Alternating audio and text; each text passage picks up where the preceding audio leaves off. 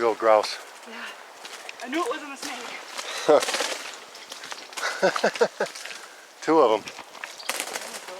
Two of them in there. Ptarmigan or whatever they are.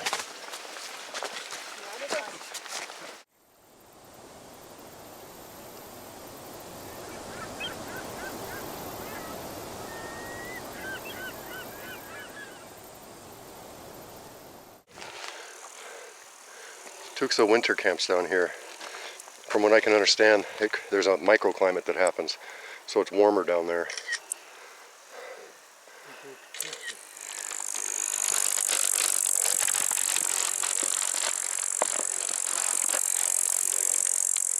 Look at that. We're kind of on a mission, and it takes a while for my camera to turn on and warm up. But we just passed another pit viper. This one was pretty good, you know, decent size. And he looked a little irritated, so we gave him a wide berth. But, yeah, it's no joke.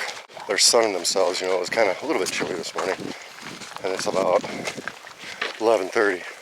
So they're warming themselves, trying to take care of the chill that they have in their bones, or what, you know what I mean, whatever. But, yeah. I'm wearing my muck boots, Swampland edition, and I've never gotten blisters from them before, but today my foot's just getting raw. I've got one on my ankle and one on my Achilles tendon, so we pack band-aids just for this reason. And even if I just put the adhesive part over the blister, hopefully it's not going to get too big, but it's definitely starting. I've got a tiny one starting on my right foot too, so they told us to wear these muck boots, but it's not bad. I should have brought my other shoes, my work boots. I don't get blisters in them, but it'll be okay. It's worth the journey.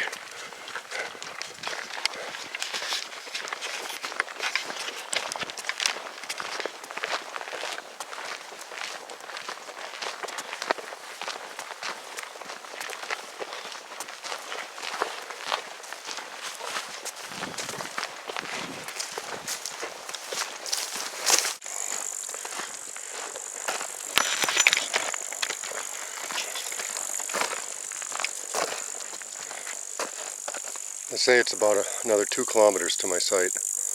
I think this area is starting to look a little bit familiar. It's hard to say. Kuksa, our guide.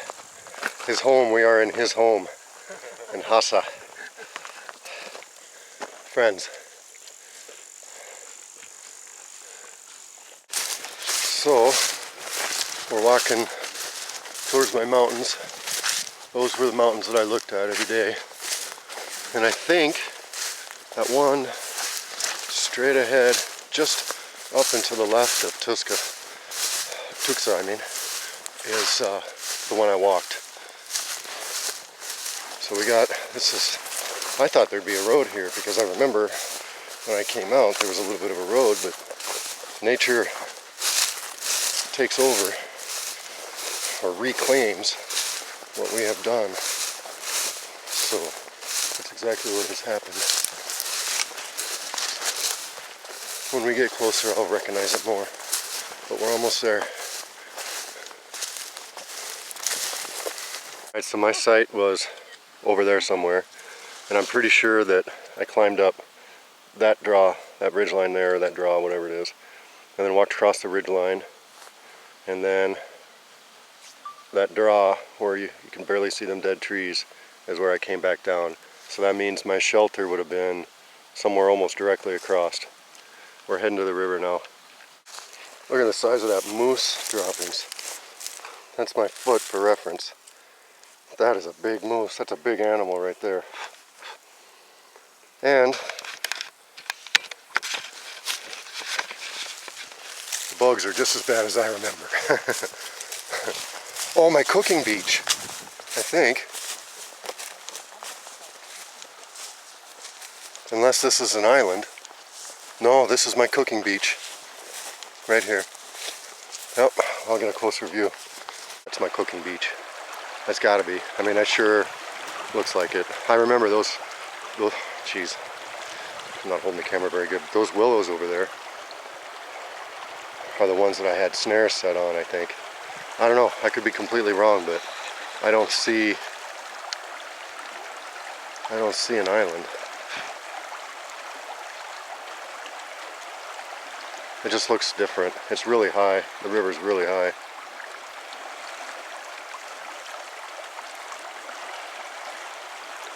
That's my cooking beach. I know that is. Tucson is fishing the river right across from my cooking spot. He says this is a good fishing spot on this side. He's grayling like this fast-moving water. And it's surprising the size of bait that they'll go after. Like I was using a spinner that I thought, man, I mean normally I would fish for steelhead with that, and I caught a, you know, decent sized grayling, but still I was really surprised. I'm pretty darn sure this is my cooking beach. I mean, I don't know. It just sure looks like it to me. I don't know what else. There's nothing close, like down there. There's nothing. This is like the only rocky spot like this. And this is totally my area, so I mean this is totally it. It's amazing to be here. Those were the mountains, you can't hardly see them right now, but those are the mountains the weather would always come off of. They called that mountain back there Wolf Mountain. I called that Nevada Mountain back there, because that reminded me of Nevada. I got my socks hanging in a tree, just like I did when I was here. And I got a hat, but I got my schmog. Pretty sure that's the same schmog I wore when I was out here to help with the bugs. This time I got a lot of food and I got friends and my wife. I wish I could get to my site, but I mean this is a pretty swift moving river, and this is for sure good enough.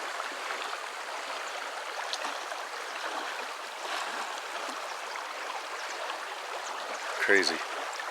Craziness. Halfway around the world again, baby. Halfway around the world. We passed Nicole's site and we passed Carly's site to get here. Took pictures of it to show them. It was just like the entrance to their site because it was still a ways away. Just like mine, we couldn't get to it because you had to cross the river. But still, pretty cool.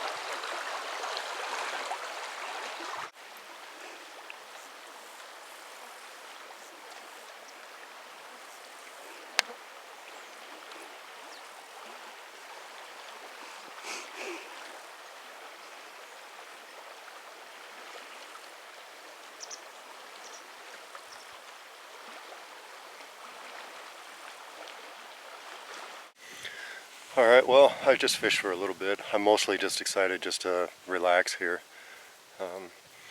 Just chilling.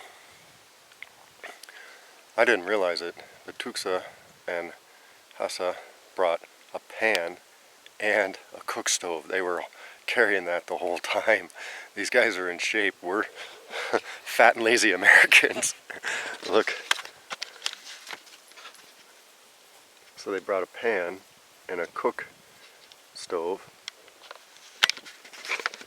and we have like MREs from, I'm not sure what nationality they are. Mine's from England. Oh, England maybe.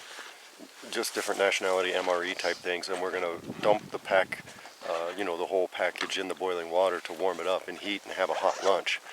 So quite a bit different than when I was out here. I've obviously got people with me, but then we brought backup food too.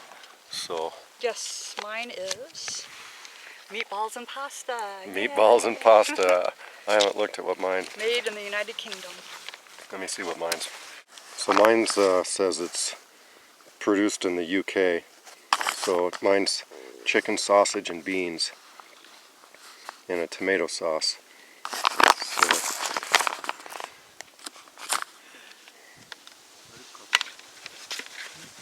and I brought a spoon. I didn't even have to make one.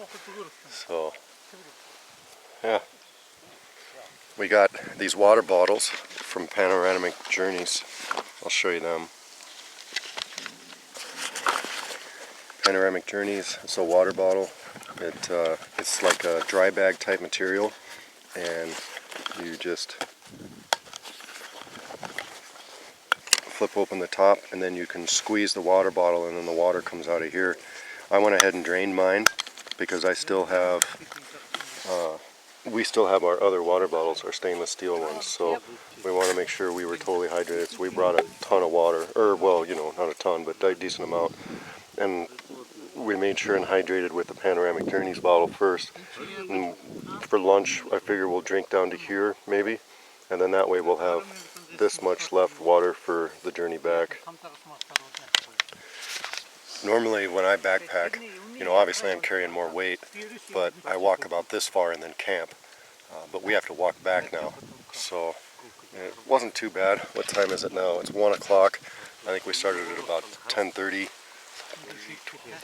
1 o'clock, and we've already been here for a while, so it took about 2.5 hours to get here. That's not too bad. We definitely, I mean, we weren't stepping it out, but we definitely weren't slacking either. It was a little bit of a struggle to keep up with our guides, but not too bad. And considering how much more weight they were carrying than us, they're definitely in better shape.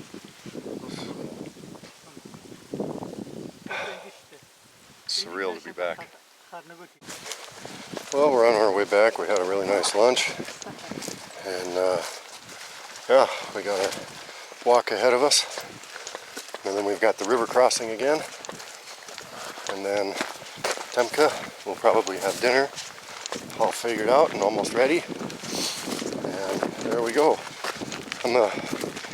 One of the gentlemen, his name is Bot, isn't feeling so good, and I gave him a yarrow tea a couple times, and I'm really interested to see if it helps. I know it's helped me in the past, and I've drank it a few times, and it's always helped. So I'm just really hoping that he feels better, because I feel bad for him. But he's a tough guy, he'll get over it. Anyway, hopefully no more pit vipers on the way home.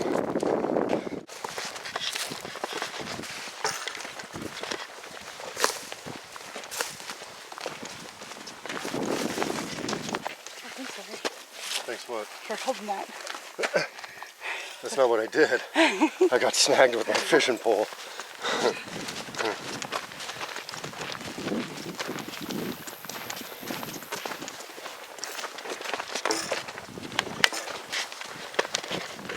How you holding up back there, woman? I'm good, doing good. Good. Rachel spent about 13 years in the military, so she knows about hikes. I was just told that dirt right there is a type of salt that the animals will dig in to get.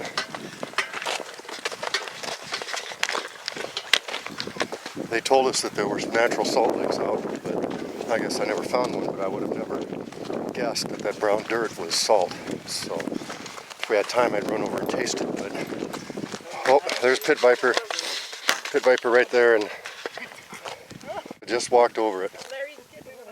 Right there, pit viper. See you later, buddy. Whew. Right after I said I hope there's no more pit vipers, we run into a pit viper. Holy smokes. Always an adventure here in Mongolia. Well, I couldn't get my camera out fast enough, but we just passed another pit viper. I was just talking with Rachel, and you know, we were really lucky none of us got bit. I mean, they are pretty prevalent in this area. We have passed, I don't know, approximately, what do you think, 6 or 8, Rach? Yeah, 6. Yeah, probably at least 6. So, that's, we just had to walk through some tall grass to get to the river to get to my site and all that business. And I mean, we're just really lucky that nobody ever got hurt.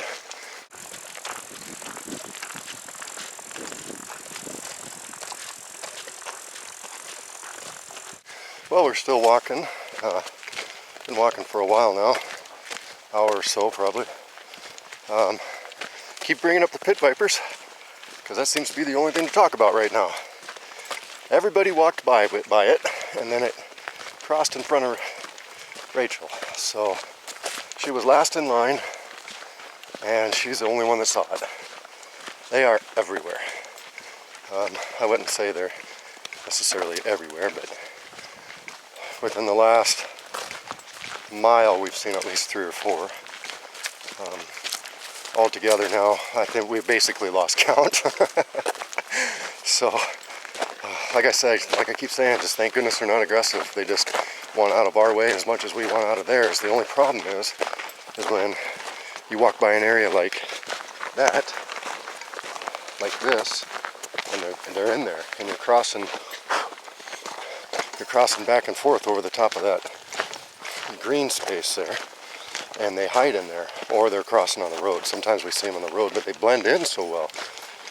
But yeah, that one was right in this green stuff, and we all walked by it, and right before Rachel got to it, it crossed. So Rachel's not exactly a fan of snakes. I'm not a fan of snakes that can kill you, so, or make you have to amputate a limb, or no antivenom known. I'm not a fan of those. Oh, but I am a fan of this.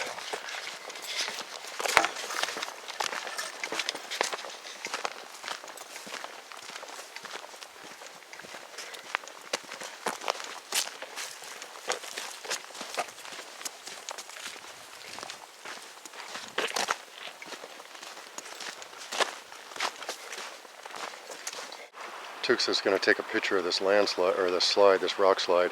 It wasn't here the last time he came through, so taking a picture of it.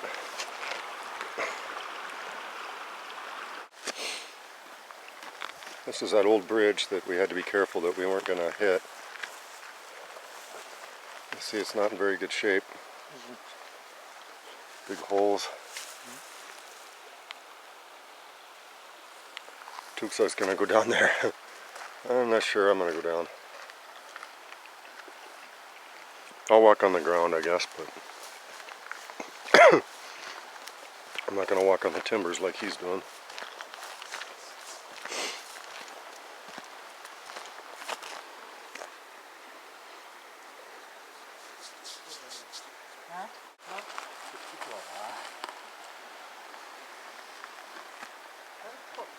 Well, if I'd have thought about it, I'd have had Rachel videotape us floating down the river, but we floated down the river right to our campsite. And now the guides are taking care of the boat. They got it all propped open, taking care of it. It's going to be time for dinner pretty soon. We head back tomorrow. So my legs are sore, I got some blisters, but it was a lot of fun. So that's about it. It's crazy. Well, it's the morning of our last day here. It was a heck of a hike to our site yesterday. I've got some decent sized blisters. I need to put something on them. They're starting to dry out. It's kind of tough around here because you can't really wear, you can only wear your sandals or your flip-flops around here, around camp. Tuska kind of scolded me yesterday. I was fishing in them, in my flip-flops, and he said, "Go put your boots on." And I said, "Oh, you want me to get in the water?" He said, "No, I don't want you to get bit by the pit vipers." So you got to be kind of careful with snakes. Those boots are a little bit of a protection from the snakes. So anyway, the river's gone down quite a bit now. The sandbar here in front of me has been exposed a little bit, whereas before it was completely underwater. You can see the sandbar right there.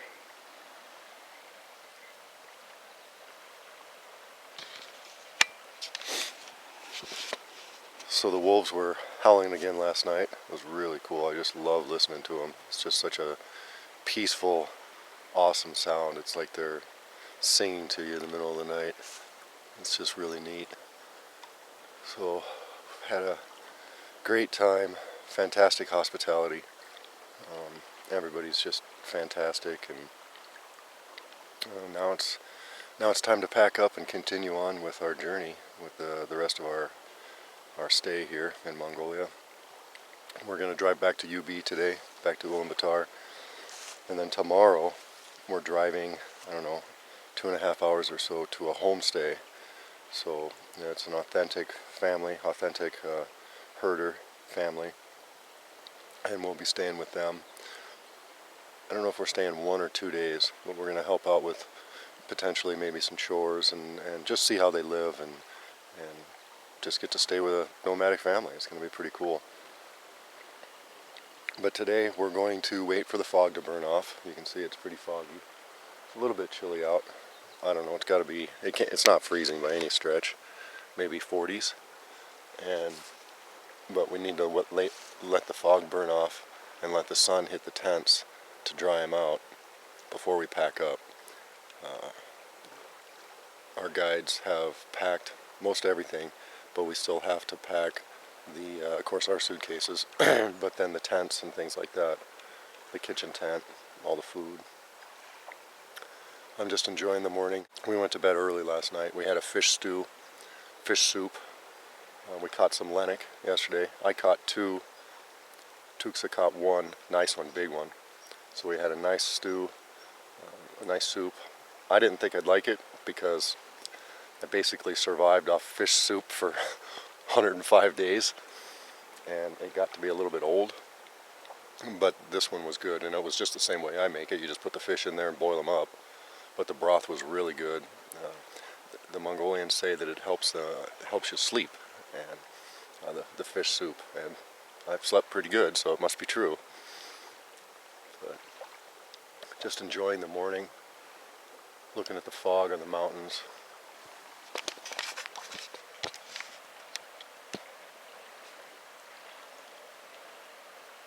Just slowly getting up, slowly getting ready, and just enjoying the morning. I'm looking forward to that first cup of coffee. There's worse things to wake up to, that's for sure.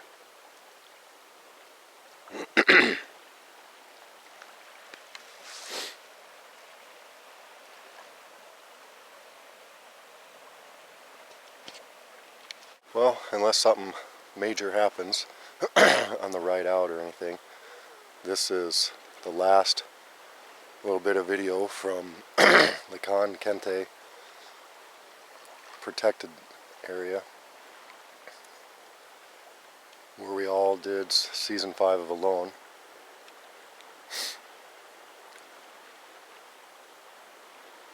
Now it's on to the next part of the journey. One last thing I should mention, the gentleman who had the upset stomach, the yarrow worked really good for him. So now there's 2 of them now that are putting it in their tea. It's a big hit, to say the least, so I'm glad it helped him, and they're using it quite a bit now, so that's awesome. I'm really happy for him.